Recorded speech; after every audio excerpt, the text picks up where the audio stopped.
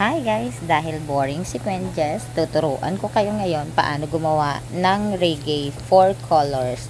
Red, yellow, green, and black. As in 4 colors. 'Di ba? Yung reggae has 4 colors. Yellow, green, red, and black. Ayan, paulit-ulit. So, una natin gagawin, pag-connect or pagdugtungin nyo muna yung yellow at yung green. Make sure na connected siya guys. At make sure na maayos yung edger nyo. Dati guys, nung wala pa akong edger, ang ginagamit ko dito is yung juki ko lang. Tinutupi ko lang siya. Pero, ang pangit lang sa tinutupi is bumubukol sa pag hinihigaan na. Ito, hindi nila mararamdaman. Talagang flat lang siya. So, ganyan lang siya guys. Ayan, tapusin nyo lang yan. Mabilis lang yan, lalo na pag edger kayo, sobrang bilis lang yan. Ang bilis na lang ngayon gumawa ng reggae guys. Pero, paunti-unti nga nawawala na yung reggae. Kaya, kumbaga kakaunti na lang ngayon yung gumagawa. Kaya, ayan, minsan kasi akala nila ang hirap gawin ng reggae. Kaya ngayon, ito ituturo ko sa inyo. Ito ang tutorial. Napakadali lang nito. Connect lang. Parang connect the dots lang.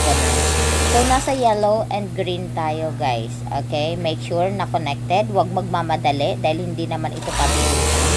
At hindi naman ito kung sino ang unang makatapos ay siya ang panalo. So, dahan-dahan lang. Matatapos din yan. Okay?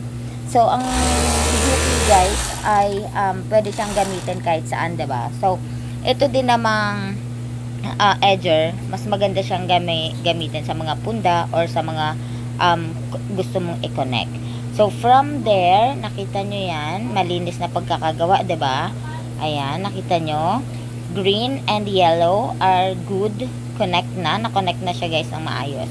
So, next natin is yellow and red.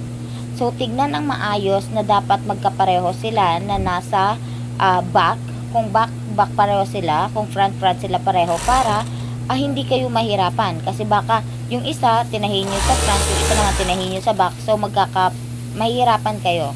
At the end of the day, or at the end of your work, makikita nyo na yung isang tahi pala nasa loob, yung isang tahi pala nasa likod.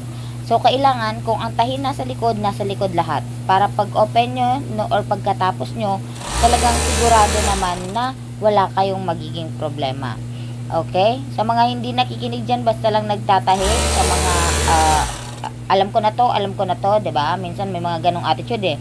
Alam ko na yan, ayoko nang makinig. Tapos pag nakita nila yung problem na sinasabi ko, doon pala sila, yung pala yung sinasabi niya.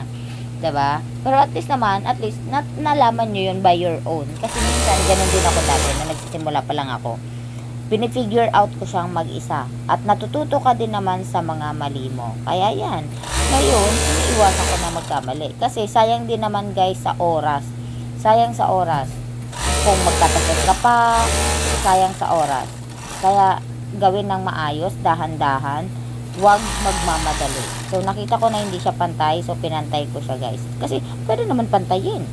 So, ito siya guys, nakita nyo, maayos ang pagkakadugtong, walang nabutas or walang nag-jump. So, ngayon, since meron na tayong yellow, red, yellow, green, so yung green naman at yung black ang pagdudugtungin natin. Ang pagkakasunod-sunod nito guys red, yellow, green, and black. Yan yung pagkakasunod-sunod niyan. So, dapat alam nyo ang pagkakasunod-sunod kasi ang pangit naman kung red, black, green, yellow. Diba? Ang pangit nun. Kasi ang reggae, meron siyang pattern. Kailangan red, yellow, green, and black. Kaya siya natatawag na reggae. Kaya siya natatawag na 4 colors. Yun yung pagkasunod-sunod niya. Kung hindi siya sunod-sunod, hindi na siya reggae guys. Baka sa alternation of color or combination of color, yun yung tawag sa kanya. Pero since may pattern ang reggae which is red, yellow, green, and black, dun siya natatawag na reggae. So, eto guys, dapat tapusin nyo lang to. Nag-connect tayo from black and green. So, tapusin lang natin siya. Madali lang to guys. After that, syempre pagkatapos natin sa edger guys, pupunta naman tayo doon sa juki para tahiin naman at lagyan ng garter yung buong paligid. So, madali na lang yun. Lalagyan mo lang ng garter yung buong paligid niya, guys. Wala kang ikakat dyan, wala kang aalisin dyan. So, ito palang sukat nito, guys, is double, 48 by 75 by 15. So, ito, pag mga full bed rate guys, malaki ang allowance ko. Kasi gusto ko na nakailalim sa kama yung bed sheets. Ayaw ko na natatanggal. Kasi, syempre, as mommy, na-experience ko na yan, yung mga ganyang nagtatanggal-tanggalan yung mga bed sheets. Ayaw ko ng ganon. Kaya, medyo malaki ang allowance ko. Ang double ko guys ay kasya sa family na bed, kasya pa din siya. So, malaki talaga ang allowance ko. From double to family, kakasya siya. So, ayan na guys, papakita ko sa inyo.